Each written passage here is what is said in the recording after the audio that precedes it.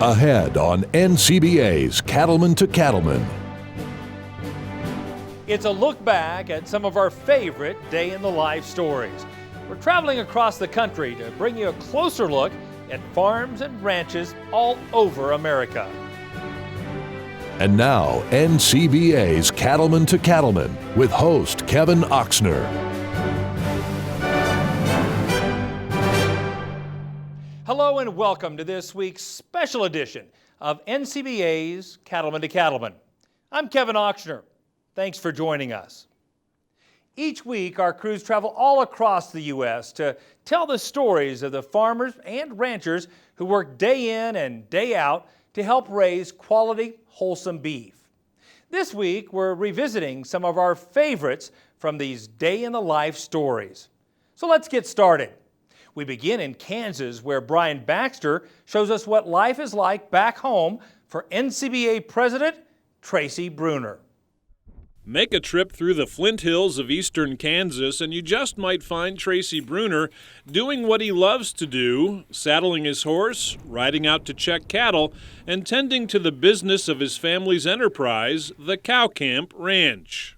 Well, actually, we're the third and fourth and now fifth generations of Bruners farming, ranching, raising cattle here in this part of Kansas. Our operation has evolved into a fairly diversified portion of the beef industry. We have everything from conception to consumption represented in our family entities. On a daily basis, Tracy leads the feedlot and livestock marketing side of the business, but the Bruner family works together with Tracy and his two brothers as well as their wives and children, dividing responsibilities in a diverse farming and cattle operation. Over time, we have become involved in genetics and seed stock production, where we raise bulls and females that go throughout the United States. We also have a farming and feeding enterprise that feeds and finishes cattle right here in our feed yard, which works very well with our grazing operation, our ranching enterprise, if you will, that grazes cattle on the native grasses of the Flint Hills. Additionally, we market those cattle through a value-based marketing system that lets us focus on quality, and not only quality of the cattle that we're raising, but the quality of beef that those cattle produce. This helps us to stay focused on the end product and realize efficiencies all through the beef animals production. Watch Tracy on horseback or working his way through the feedlot, and you can see this is what he's spent his whole life doing, caring for cattle and working to find ways to continue raising the bar and producing the highest quality beef possible. I was very fortunate throughout my younger years to be blessed with both family and teachers, pastors, even a county extension agent that were very supportive and very encouraging and expected success. Through the years, the livestock associations, both at the local level as well at the state level, have played a strong role in the continuing education that's very vital for me to stay in touch with not only other producers and other ideas, but new technologies and emerging ways to do things better in a more efficient manner. And so that continuing education and that networking with other producers has always been very important to us.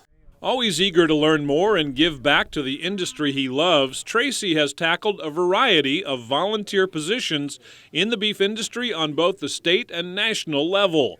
Most recently, he's served as an officer of the National Cattlemen's Beef Association. I am very much looking forward to being president of NCBA in 2016. I'm looking forward to attending as many state meetings and local events as possible, and seeing as many NCBA members at our national meetings. The real strength of NCBA is through its affiliates. We have over 30,000 direct members, but we also represent 250,000 cattlemen throughout the United States through our affiliates. The state organizations, the state beef councils, the breed affiliates, all are cattlemen that are part of NCBA. We truly represent cattlemen and the cattle industry in our country. In the year he'll serve as NCBA president, Tracy sees clear priorities that can help grow the American beef cattle business. Trade is a big one. The Trans-Pacific Partnership that has just been negotiated and signed but still needs to be ratified will be a great thing for our industry. Very important for the next generation of cattlemen in this country. It's a good agreement. It will lower our trade tariffs into our best customer, Japan, from 38% down to 9% over 16 years of the agreement. Beyond the opportunity to grow U.S. beef exports to Japan and other Pacific Rim markets, Tracy says there are plenty of policy challenges ahead as NCBA works to protect cattle producers and their freedom to operate. We've been pushing back on the waters of the U.S. rule ever since it was first announced several years ago. It's a classic example of government overreach into areas that just don't need to be under federal control. You know, in the second term of this administration, we've already seen an escalation of the initiatives and the use of the executive order to further the agenda of the administration. We're going to continue to need to be vigilant, to push back in places where things like additional monument designations are used, listing of endangered species are brought forward that will encroach on private property rights and the use of public lands that are both so very vital to our cattle industry and our beef production systems throughout the country.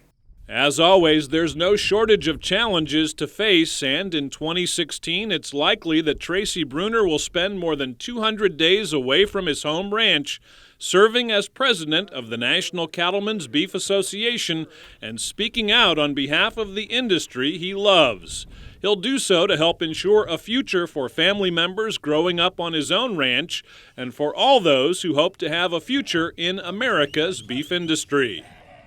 My hope and prayer would be that as many as possible could enjoy the independent lifestyle, the opportunity to run their own business, to work the land, raising animals, maybe working with their family, providing the high quality food, the highest quality protein that the world knows.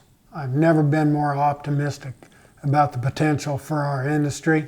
With the globalization of economies and new technologies that continue to bring us closer and closer together, all the consumers of the world want to eat better, and that includes our high-quality beef, the premium protein. On the Cow Camp Ranch in Kansas, I'm Brian Baxter reporting for NCBA's Cattlemen to Cattlemen. Every day, Tracy and the rest of the NCBA staff here in Denver and in Washington, D.C.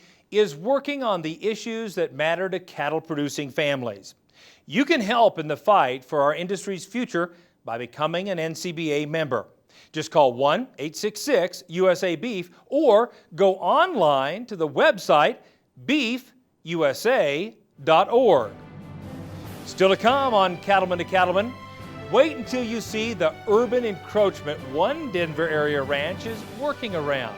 Plus, see how one Kansas operation is using the latest technology to ensure their customers get only the best bulls. Don't go away. We'll be right back. What does it mean to be dependable? It means you do what you say you'll do time and time again. Because performance isn't optional, and your task is essential. For over 95 years, we have proven ourselves to be the most dependable choice. That's why the cattlemen of this great nation trust Ritchie to provide fresh water on demand. Ritchie, proud to be a partner to the American cattlemen since 1921. There is a new world out there, revealing itself in unpredictable ways. A world that demands more from the land and those who grow, farm, and build on it. This new world calls for the ingenuity to get more out of it, while preserving as much as we can. After all, to stay ahead of tomorrow, we need to be equipped for it today. New Holland, equipped for a new world.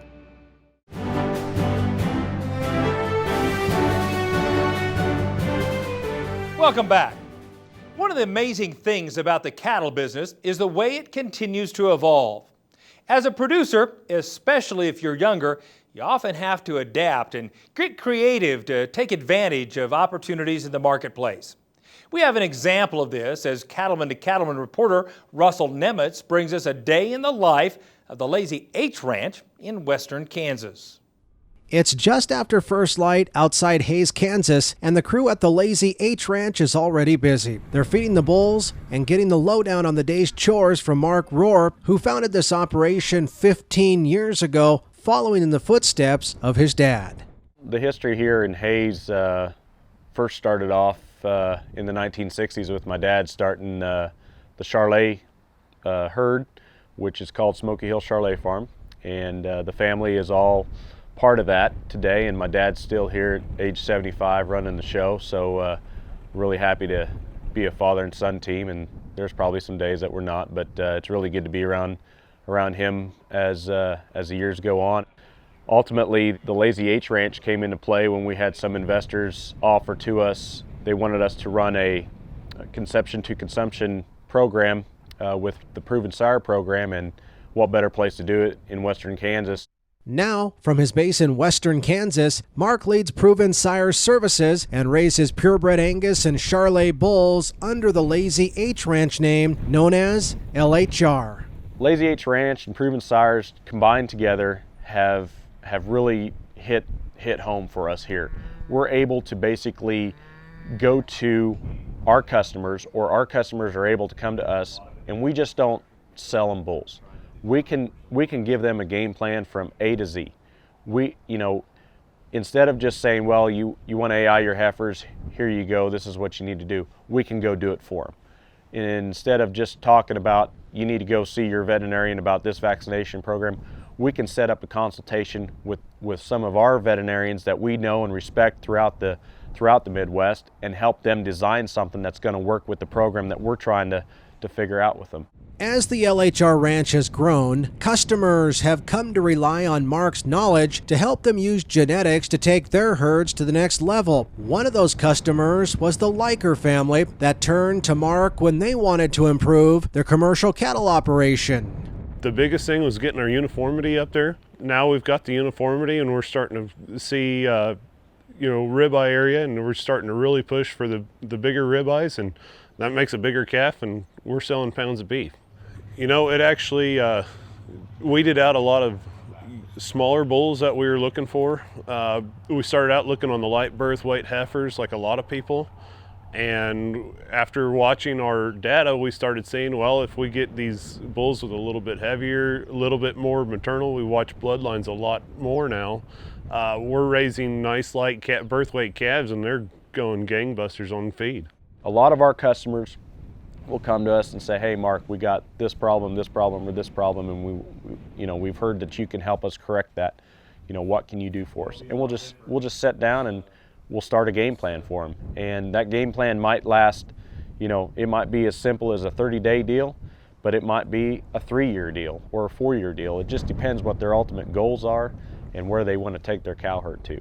From using AI and embryo transfer to selecting bulls with help from DNA markers, Mark has worked hard to innovate and add technology to advance the genetics he can offer. And he's a believer in watching his bulls closely at every stage of development.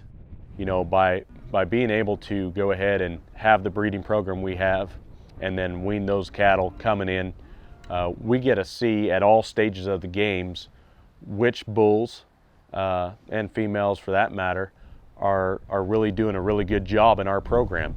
We always see them day in, day out, very few days off, but we get to see those cattle grow. And it's one thing to sit there and say grow them and raise them, but to sit there and be around those cattle 24/7 from the time that they hit the ground to the time that they're marketed, and even after that. Ultimately, these are breeding cattle. They're not fat cattle, and so we got to take our programs and make sure that the dollars that our customers are spending on these bulls, they actually go out and do their job, and that's to breed those cows and continue having the fertility, having the feet and legs and the soundness underneath them, so they continue to do that for the next 6 to 10 years, however long that bull's going to be traveling that herd. One way Mark has built his business is with his dedication to his customers. He's always open to helping customers' kids with 4-H projects, and most of the feed he uses in his operation is purchased from his bull buyers, and he keeps in contact, visits their operations, and follows up to know the bulls they buy are working. We try to go interact with a lot of those commercial producers. We don't want to just sell them a bull on sale day and deliver him and call it good. I want to see if our genetics are working the best way they can in that herd and in that environment. My job is to make sure that, their herd, if they have any questions, whether it be nutrition, vaccination, where do we market these cattle once we get them on the ground? What's our next goal? I want to be there for them. Mark is a guy who doesn't slow down, moving from one task to the next and making sure his bulls and his customers are making progress every day. I'm Russell Nimitz for NCBA's Cattlemen to Cattlemen. In some areas of the country, cattle producers are dealing with urban sprawl as cities and towns expand and housing subdivisions encroach on ranching borders. This can often create problems as urban and rural folks learn to coexist in close proximity to one another. Cattlemen to Cattlemen reporter Sharon Alseth has more on a Colorado rancher who has found a way to exist in harmony with his city neighbors. As a kid growing up on a small ranch in Colorado, Matt Clough was more interested in becoming a police officer than running a cattle operation. However, police work never panned out, and today he owns Clough Cattle Company, just south of Denver. My ranching operation consists of approximately 40,000 acres located along the Front Range from Denver to Pueblo, Colorado. And we manage and maintain approximately 45,000 acres and run 700 cows and approximately 3,000 to 4,000 yearlings based on moisture content. Although Matt raises cattle on a couple of different locations, his pastures in Highlands Ranch offer a unique set of challenges. They are right up against a growing subdivision, which means Clough Cattle Company has to deal with an intense amount of urban pressure. The property located in Highlands Ranch is probably surrounded by the largest amount of residents out of all the ranches that I lease and maintain. It's the largest homeowners association in the country, and we have approximately 100,000 residents that surround the remaining 12,000 acres that's located directly in the heart of Highlands Ranch. My pastures abut right up to houses, and we maintain the fences directly behind their property lines and run cattle adjacent to the houses on the entire 12,000 acres and surrounded by homeowners and residents. Matt has been leasing the Highlands Ranch property for about 20 years, so he's no stranger to raising cattle this close to an urban community. The ranch's proximity to the city often creates problems, the biggest of which is people trespassing on the property. People assume open space means that they are able to go out on the property and venture out as needed. And we've kind of had to, over the years, teach people that no trespassing means no trespassing. We appreciate people, we appreciate them respecting our fence lines and our cattle, and it's for their safety that we like to keep them out of our property. We've gotten a pretty good hold of it now, but it's been an issue ongoing for many years. Along with the thousands of people surrounding the ranch comes thousands of ideas from neighbors about how to properly care for the cattle. It's a challenge to ranch in the city when you have 100,000 people surrounding your pastures, and people like to manage your herd for you and manage your horses and have a lot of good ideas, but not always feasible. Some of the comments we hear from neighbors and concerned citizens are, why don't your cattle have shade? Why don't your cattle have adequate cooling systems to include misters on hot days? And we just have to identify with the public and let them know that cattle are a part of the ground and they can survive with the bare necessities such as grass and water and get along just fine. Despite these difficulties, Matt looks at this as an opportunity to educate his many neighbors about the beef industry and let them see firsthand the proper way to raise cattle. We try to do our best to educate people on Highlands Ranch and surrounding ranches that beef production is very, very important, and we need to keep these open spaces not just for recreational purposes, but for grazing purposes as well. So letting residents know in newsletters and whatnot really helps out to identify with people the proper ways and techniques to manage cattle in the city environment. The life of a suburban cowboy can be a double-edged sword, but Matt has embraced the challenge of working this close to the city. His love of cattle ranching and affection for city life makes Highlands Ranch the perfect location for the Clough Cattle Company. The reason I picked the ranch so close to the city is because I enjoy so many different things that the city has to offer. We can be on a horse at 5 in the morning and be at an Avalanche game by noon the same day. They call me the preppy cowboy, so the fit is perfect for, I guess, a preppy cowboy to be close to Denver and be able to do my passion and do what I love every day. Reporting from Highlands Ranch, Colorado, I'm Sharon Alseth for NCBA's Cattlemen to Cattlemen. Want to rewatch an episode of Cattlemen to Cattlemen or catch up on anything you've missed? Then visit our YouTube page. You'll find replays of all our shows filled with educational segments and producer profiles from all across the country.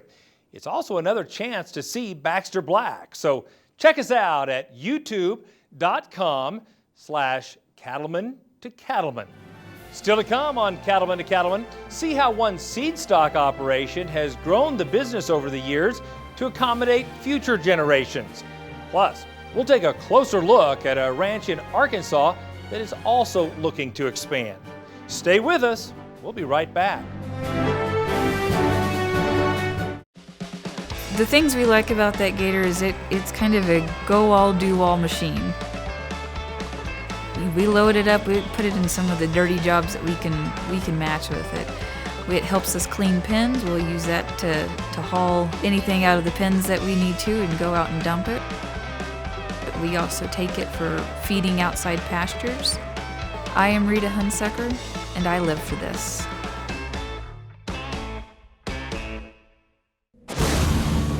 No storm is too powerful for new Purina Wind and Rain Storm Minerals, formulated with ultimate weather resistance. That means more minerals in the feeder and available to your cattle. Wind and Rain Storm Minerals provide more consistent intake and balanced mineral nutrition to optimize herd health and breedback rates. See the difference at your local Purina dealer or visit cattlenutrition.com. Wind and Rain Storm Minerals, another way Purina is building better cattle.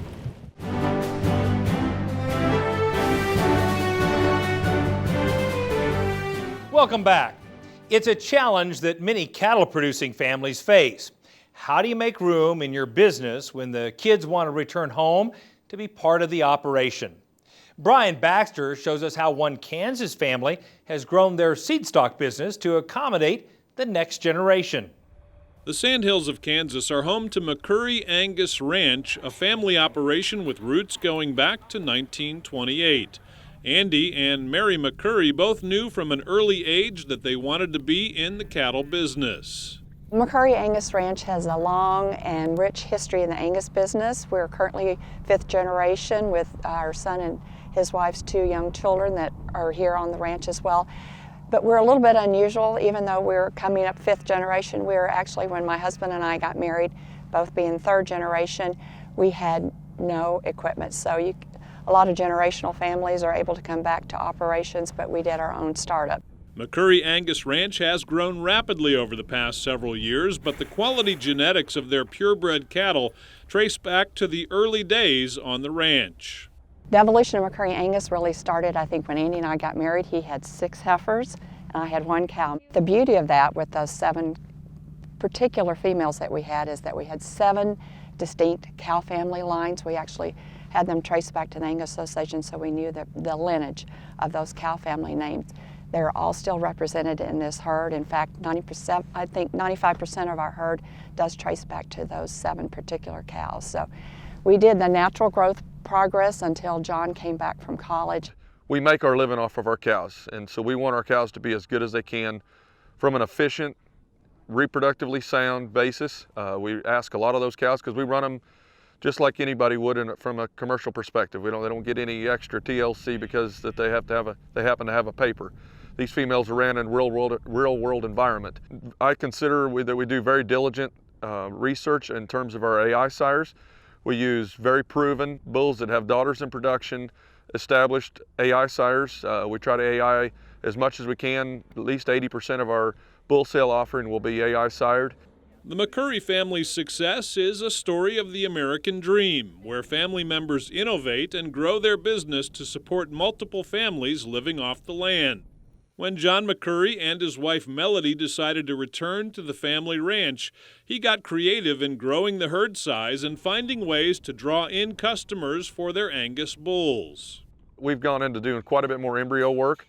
What we do is we don't necessarily search out to create an animal that's unique, in terms of just his EPD profile, but what we do is selecting a donor cow is take the high-performing, efficient cows that have year after year calved under a 365-day interval, but she's also has a proven track record of creating higher dollar valued cattle from a marketability standpoint. It's the ultimate compliment to have your son interested in doing and coming back to the operation from where you kind of took it from the ground up. So it's also a little bit scary because you also need to think cash flow. He needs to be earning a living with that, and so that's where our numbers really had to grow in order to compass that. But it's the ultimate compliment, and you think you know your kids, but when you work with them, it's a true partnership. The seed stock operation hosts their bull sale every year in March, where they offer more than 100 genetically proven Angus bulls.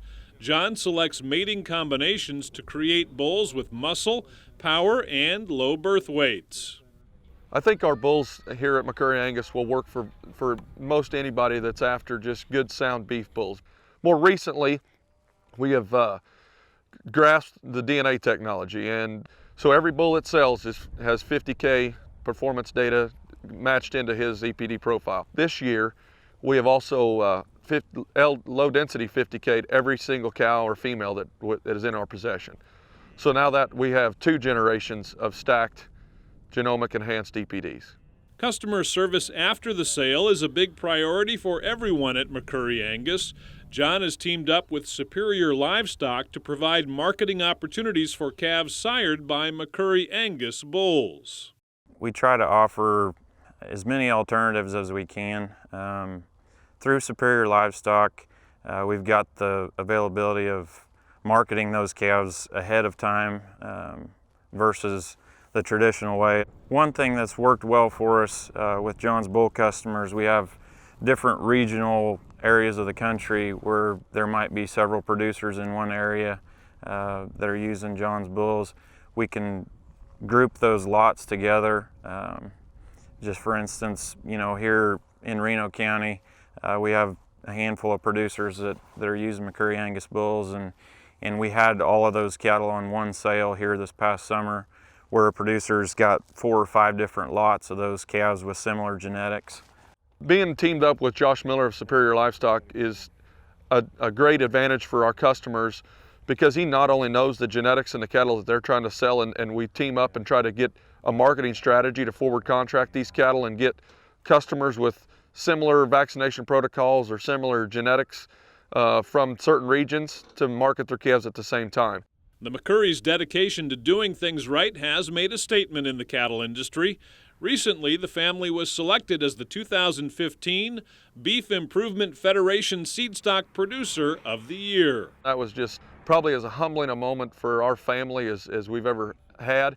We were nominated through the Kansas Livestock Association and NCBA affiliate, and that was probably as humbling as even winning it, because the depth of people and operations in the state of Kansas through all breeds, to be that nominee from this state was one in itself, and then to take it to win that award was amazing. With another generation already showing interest, the McCurry family is committed to innovating while also remembering their roots and looking to the future of the Angus business. I think the differentiating factor for McCurry Angus Ranch is that we are a family-owned, family-operated entity, but we do, I think, have a very unique operation in that we are still maintaining those 7 cow family lines for almost 40 years, and then they actually came from our parents' operations too. So when you're looking for something that's tried and true and looking for a product that can function in a lot of different environments, this is an operation that can do that. Reporting from Kansas, I'm Brian Baxter for NCBA's Cattlemen to Cattlemen. There are many great reasons to become a member of NCBA, and one of them is the chance to read the National Cattleman. It's the official publication of NCBA and provides timely news and articles about the issues and events affecting the beef industry. A subscription is included free of charge when you become a member of NCBA. Joining is easy. Just give us a call at 1-866-USA-BEEF or visit us online at beefusa.org. Still to come on Cattlemen to Cattlemen, we get a closer look at a day in the life of a stocker operator in Arkansas. Plus, we'll check in with the always entertaining cowboy poet, Baxter Black. Don't go away. We'll be right back. Long range, huh? Says here in a weight gain trial of 15,000 stockers, parasite control with long range outperformed 5 other dewormers by an average of 28 pounds. Extra 28 pounds per head. Wonder what that'd feel like. Do not treat within 48 days of slaughter. Not for use in female dairy cattle 20 months of age or older, including dry dairy cows or in veal calves. Post-injection site damage such as granulomas and necrosis can occur. These reactions have disappeared without treatment. You have a lot to gain with long range. Every truck can tow a boat. Every truck can climb a hill. Every truck can haul a trailer. But not everyone can say they're the fastest growing truck brand in America.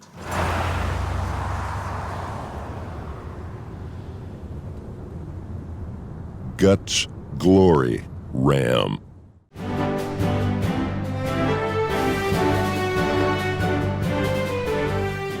Welcome back. Around the country, expansion is on the minds of cattle producers like Bruce Alford, head of a multi-generational stocker operation in Arkansas.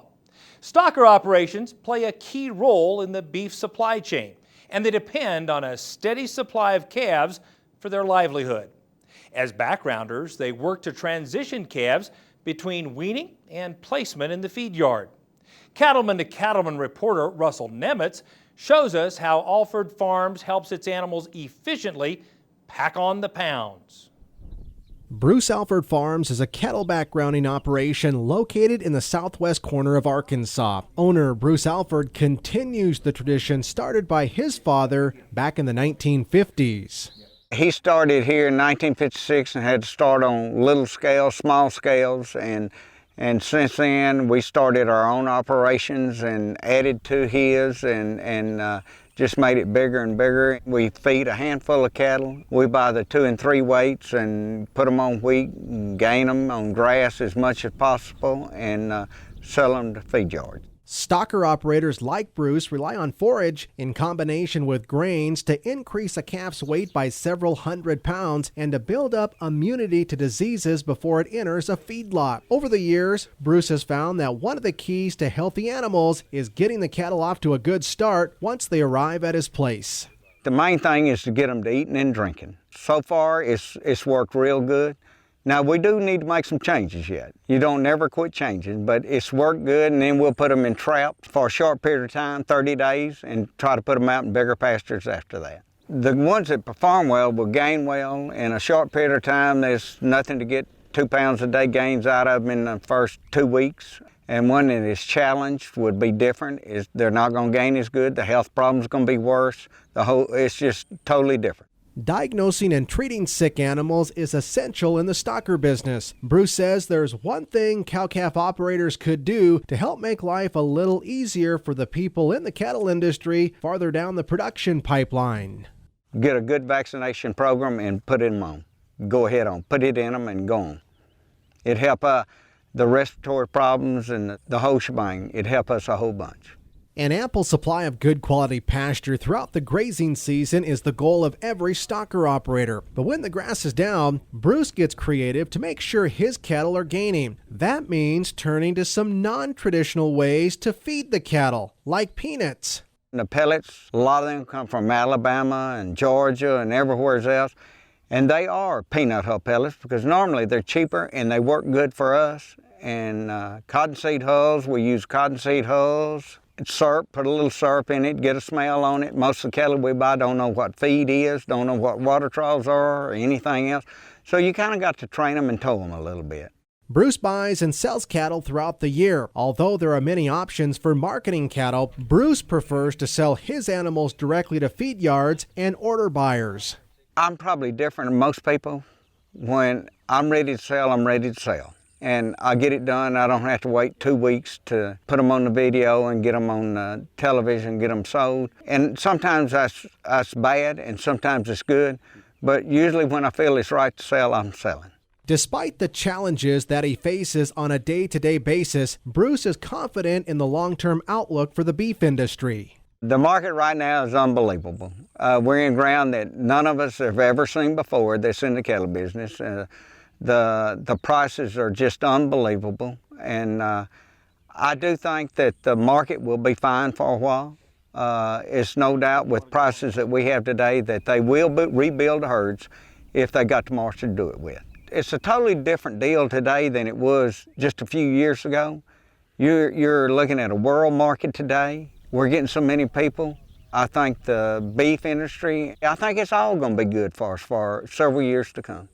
And hopefully, Bruce's outlook for a bright future in the cattle business proves to be correct. Reporting from Louisville, Arkansas, I'm Russell Nemitz for NCBA's Cattlemen to Cattlemen. Why not join Bruce as a member of the nation's largest cattle industry organization? It's easy to do. Just visit the website beefusa.org or call 1-866-USA-BEEF. Still ahead, we'll have the latest from Baxter Black. Plus, we'll show you what changes an Indiana couple made when their daughter returned home to join their cattle business. Stay with us. There are many great reasons to join NCBA, and that includes exclusive NCBA member-only discounts from Cabela's. We have an exclusive membership program that allows members of NCBA to buy our Cabela's co-branded gift cards at a 15% discount. Use gift cards towards Cabela's purchases either online, through the catalog, or in-store. NCBA members can also purchase logo apparel from Cabela's at a discount. And we do all of the NCBA's merchandise through the website. In that program, you can receive up to a 30% discount through the NCBA site. We have state association logos, all the Beef USA logos. We can use those to outfit your guys working on the ranch. Cabela's is proud to be a sponsor of NCBA and all their member base. 15% off gift cards to Cabela's plus savings on apparel is just one of the great deals you get as an NCBA member. Join today at beefusa.org.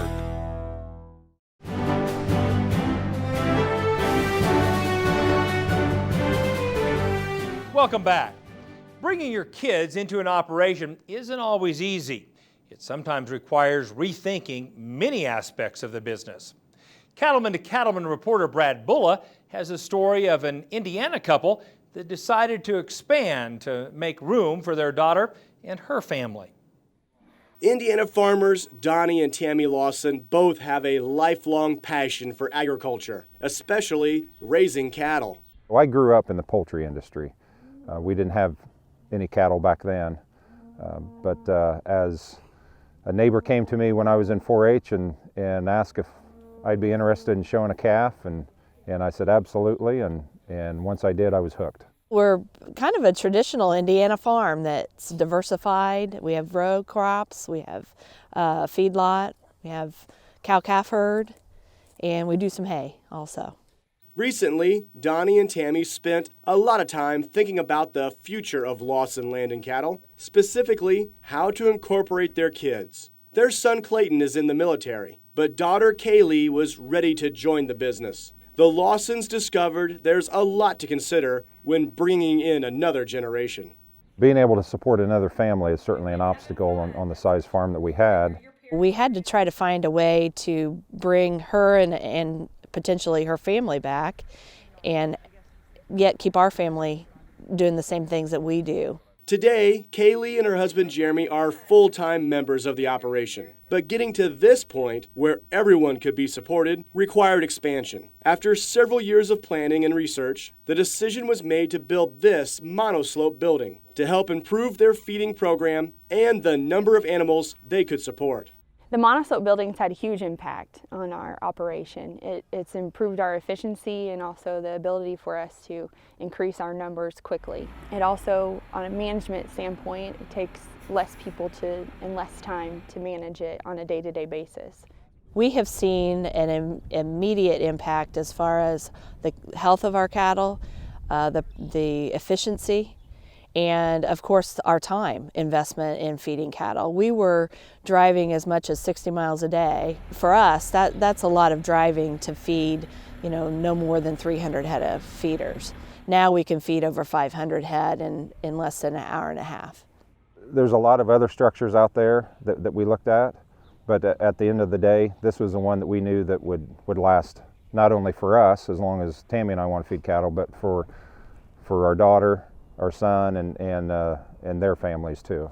Expanding a cattle operation in Indiana, a state most often known for row crops, was a decision that was questioned by some. The additional expense of investment into a feedlot, a modern monoslope feedlot, was questioned by many.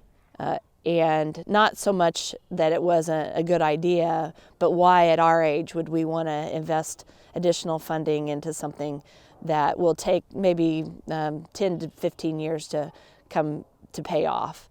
We had lots of questions of why do you want to expand here? Well, this is our home. I grew up in this community. Tammy and I have been a part of this community for 30 years.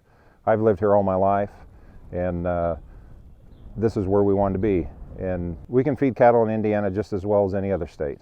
Although there's no one-size-fits-all way to incorporate other generations into an operation, the Lawsons have some advice to those in the beef industry looking to grow. I'd say the first thing that you want to do if you want to integrate a new generation in or a different generation is to first get a plan of what each person is interested in, and also how you can go about and integrating that into your current operation. I wouldn't be afraid, especially in Indiana or any of the Midwestern states, to expand your cattle operation. I think there's all kinds of opportunities, whether it's in the cow-calf sector, the stalker side of it, or the feedlot. You've got to run your numbers and make sure it works for you, but there's all types of opportunities in the beef business. The Lawsons may not be done expanding. They're already planning for the possibility that Kaylee's family continues to grow, or that son Clay decides to return to the farm as well. No matter what the future holds, the Lawsons will be ready to support subsequent generations. My hope for the future is for our operation to grow so that we can welcome more generations in later on down the road. But we also want to be able to support the generations that are currently involved. I wouldn't mind building another building if we can grow it enough to bring the cattle in, and it takes a lot of money to operate this, and so as long as we can create the capital and do a good job at what we're doing, we'd love to expand even more. The opportunity for us to bring our next generation back to our family operation here, it overjoys me. We knew this is what we love. When people talk about retiring, this is what we'll do when we retire. So whether Kaylee likes it or not, we're going to be around for a while. Reporting from Thorntown, Indiana, I'm Brad Bullitt for NCBA's Cattlemen to Cattlemen. Want a chance to revisit all the day in the life stories we've done over the years? Then visit our YouTube page. You'll find replays of all of our shows filled with producer profiles from all across the country. So check us out at youtube.com/Cattlemen to Cattlemen. Up next, it's time once again for our good friend Baxter Black. Stay with us. We'll be right back. There are many great reasons to join NCBA, and that includes exclusive NCBA member-only discounts, such as savings on new equipment purchases from New Holland. Hi, I'm Mike Corman with New Holland Agriculture, and I'm pleased here to talk about our New Holland member benefits to the National Cattlemen's and Beef Association members. New Holland offers special benefits to NCBA members where they can save up to $1,000 off the purchase of a new New Holland equipment.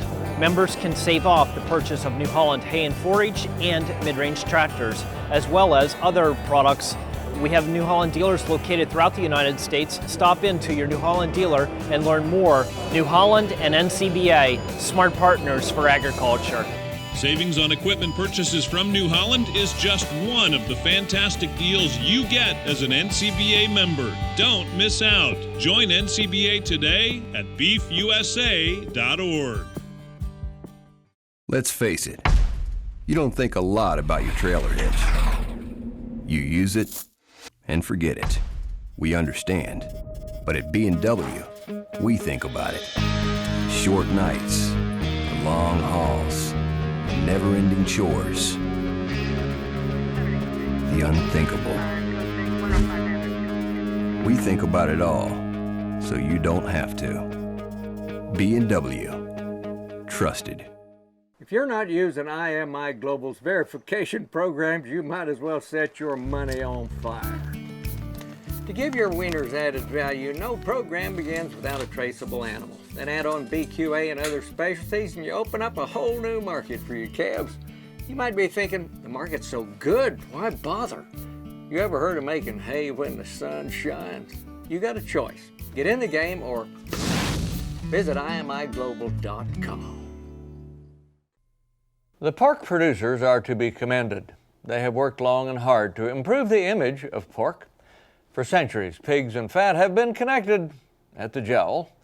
Porky, piggish, pigpen, pig-headed, pig-eyed, hoggish, ham-handed, hamstrung, pork barrel, sow's ear, boar's nest, pigsty, and pig in a poke are all terms that have become common when wishing to insult some human's appearance or behavior. I've always admired those resolute, loyal women who wore the banner proclaiming them pork princess. And I thought the other white meat advertising slogan, a clever tie-in with chicken, was imaginative. I'm amazed how well it has sunk into the consumer's brain. But, be that as it may, I've been plotting their next piggyback advertising relationship, one that will move them into a new level of sophistication and acceptance. How does this sound? We shall serve no swine before it's time. That's right, friends. National hog farms can become the Ernest and Julio Gallo of pork. We'd see billboards with 30-somethings on a beach somewhere, smiling and toasting each other with a cracklin'. North Carolina would become the Napa Valley of the pig business. People would plan vacations to swine country. They could go by the individual swineries for samples of head cheese, pickled pig's feet, bacon bits, and sausage. On college campuses, faculties would engage in swine and cheese parties. Swine tasting would become an art form. At restaurants, the hamnelier, the swine server, would bring out your entree. You would cut your first bite with a pig sticker, and hold it to your lips. You would sniff, suck, masticate, savor, and swallow. Excellent, Hervé. It has a certain candor, a frankness that says, I'm from Oklahoma and proud of it, haughty but not coy, a boldness reminiscent of Javelina 55, yet juicy and succulent, stepping into the new millennium while keeping a cloven appendage firmly ensconced in the... Hey, shut up! Forgive me. I got carried away. But it's not often I can see this clearly into the future. Pop the cork on pork. This is Baxter Black from out there.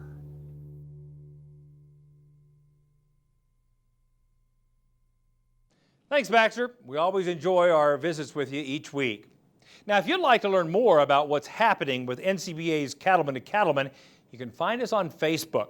Be sure to like our page, and we'll keep you updated with photos, details on upcoming shows, and much more. And it's a great way to connect with other cattlemen and women all across our country. So check us out on Facebook. We'll have more Cattlemen to Cattlemen right after this. Stay with us. There are many great reasons to join NCBA, and that includes exclusive NCBA member discounts and benefits from some outstanding companies. Hi, this is Kerry Bastine, President of Roper Apparel and Footwear, Stetson Apparel Boots, and Tin Hall. We are very proud sponsors of the NCBA, and for all new members signing up with the NCBA, you get 50% off your first purchase, and for all Go Forward members, you get 25% off 4 times a year. Go to urbanwesternwear.com, click on the NCBA specials, use your coupon code for your first 50% off, and come back to Urban Western Wear all year long and use your 25% coupons that you'll find in the National Cattlemen's newspaper. Big discounts on boots, clothing, and Western apparel is just one of the many amazing deals you get as an NCBA member. Don't miss out. Join NCBA today and enjoy these exclusive member discounts. Find out more at beefusa.org.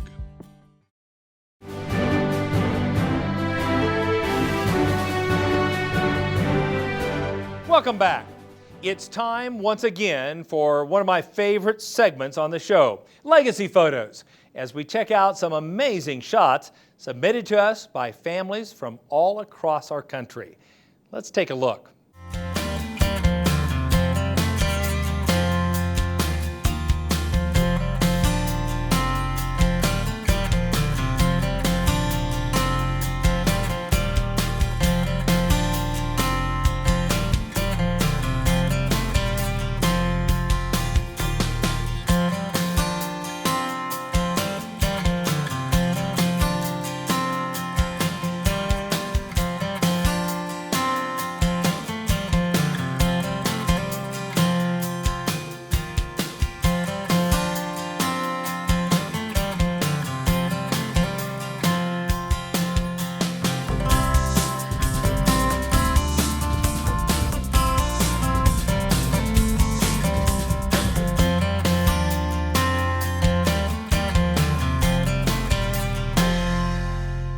Want to see your photo on Cattlemen to Cattlemen?